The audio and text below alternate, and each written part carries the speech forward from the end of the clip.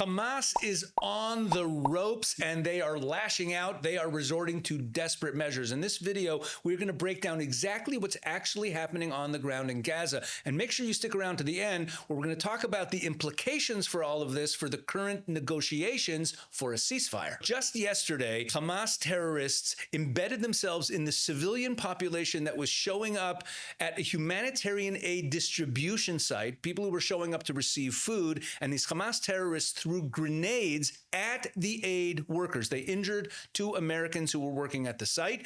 And this is on the heels of another attack a couple of weeks ago where Hamas attacked a bus of humanitarian aid workers. Those were Palestinian workers working at these aid distribution sites, and they killed 12 of them. So Hamas has been attacking the aid workers. Now, why are they doing that?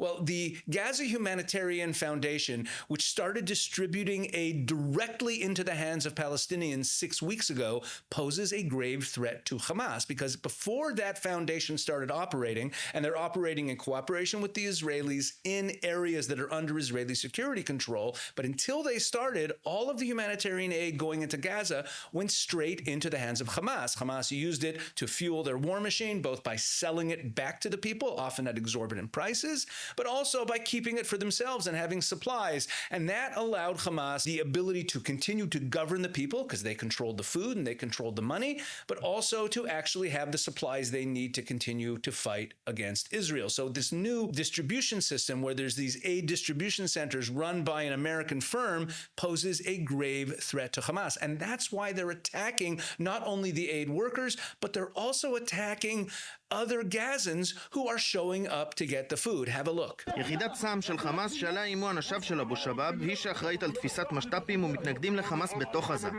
זה אחד העזתים שהותקף על ידי אנשי יחידת צה"ם. זה קרה בגלל שאותו עזתי היה פעיל נגד חמאס. הנה הוא באחת ההפגנות. احنا ناس بدنا حرية وبدنا حياة كريمة. بدناش حماس ولا بدنا أي نفس نيجي من وراها جماعة الخير. Before we go on, make sure to go into the description of this video below and download the free ebook that is available there. This is a collection of columns that I've published over the course of the last year and a half, since the beginning of the October 7th war. It gives you a feel for everything we've been through in this war. So go ahead and download that ebook. Now here in that clip, the first clip you saw there was a boy who was being punished, and that video was taken by Hamas themselves. They wanted to publicize this in the Gaza Strip as a warning to people not to take humanitarian aid from the American firm. And that boy was being shot in the legs for taking humanitarian aid. And then that second half of the clip there, you saw this activist, this young man who had spoken out at a rally against Hamas, and he also was shot in the legs by Hamas. So Hamas is laying down the law. They are brutalizing their own people for, quote unquote, cooperating with the Israelis by taking humanitarian aid from this American firm. Now, this Hamas crackdown against its own people who are cooperating with the Americans and the Israelis is actually causing a significant backlash. Have a look. זה סרטון שפורסם בסוף השבוע. אנשי חמולת אבו זייד ממרכז הרצועה במפגע נשקים מאיימים על חמאס ועל יחידת צה"ם שרצחו את אחד מבני המשפחה.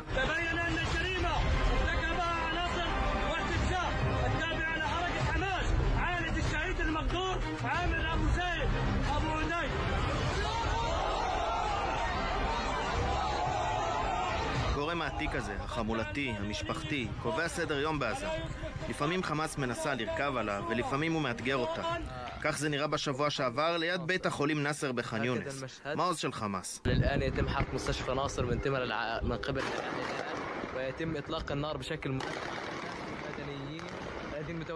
So what you see here is that the clans in the Gaza Strip are fighting back. In the Arab community, throughout the Arab world, but in the Palestinian community in particular, society is organized by clans, large extended families, and the most influential people in those clans are usually what's called the Mukhtar, or sometimes there's another name for the leader of the clan. This clan is fighting back against Hamas, organizing themselves as their own militia, vowing to take revenge against Hamas for killing one of their own. So here you see Hamas is kind of caught. On the one hand, they need the new aid distribution system to fail, and they're warning people not to participate in it. But when they crack down on these people, when they start firing on them, when they start punishing them for quote unquote collaborating, it's now causing a backlash where these clans are now organizing themselves to challenge Hamas's power and challenge Hamas's authority. And we already saw a number of weeks ago that in the southern part of the Gaza Strip, there's a new militia run by this guy named Abu Shabab,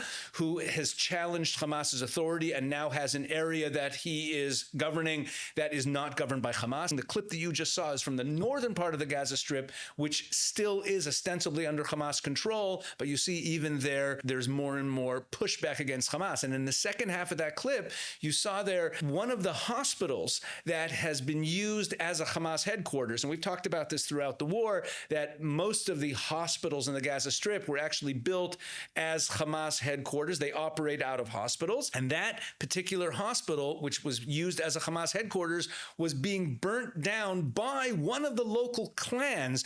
And there's fighting in the street between Hamas and one of the local clans. What you see here is a breakdown of Hamas's authority, all fueled by the fact that they are no longer in control of the distribution of food and aid to Gaza. Now, while all this is going on, there is still a significant amount of aid that has been getting into areas that are under Hamas control. So the reason that there is still aid going into parts of the Gaza Strip that are under Hamas control is that the Israeli Attorney General and the legal counsel of the IDF argue Article 23 of the Geneva Convention requires Israel to allow the aid into any area where there are civilians. On the other hand, that same article of the Geneva Convention, Article 23, in subsection C, states that if it's clear that the aid is helping the enemy forces militarily, that you don't have to allow the aid in. So the Israeli government really argues that they don't have to be doing this.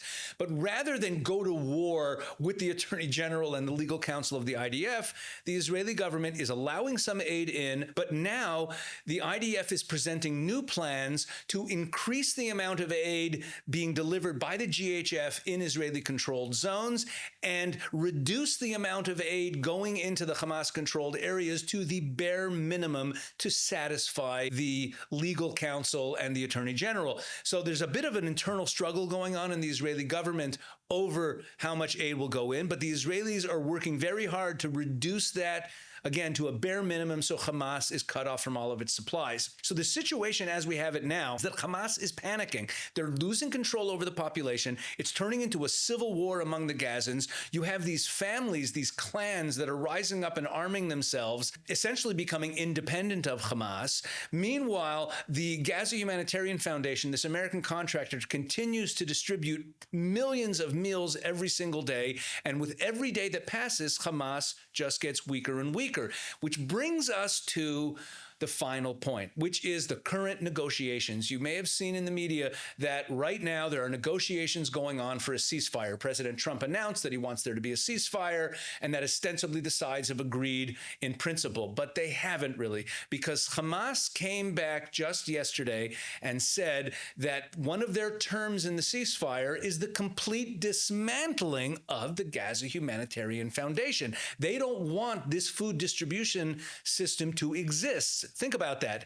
In a ceasefire negotiation to release the Israeli hostages and bring an end to the war, Hamas is demanding that the Gaza Humanitarian Foundation, distributing millions of meals and humanitarian aid to the Gazan population every single day, be completely disbanded. And the reason they want it disbanded is that they need the aid to come into their hands so they can continue to fund themselves and rebuild their terrorist organization. So in my opinion, this demand of Hamas, Israel is not going to agree to it because it is essential, as we've been saying for months now in our videos. If you've been following this channel, you've heard me say this over and over again. This new system for distributing aid directly into the hands of the Gazan population is the key to bringing about the end of Hamas. And Hamas is absolutely panicking. There's going to be more chaos to come. We're going to see that. Hamas is falling apart and they're going to lash out. There are probably going to be more of these attacks against humanitarian aid workers.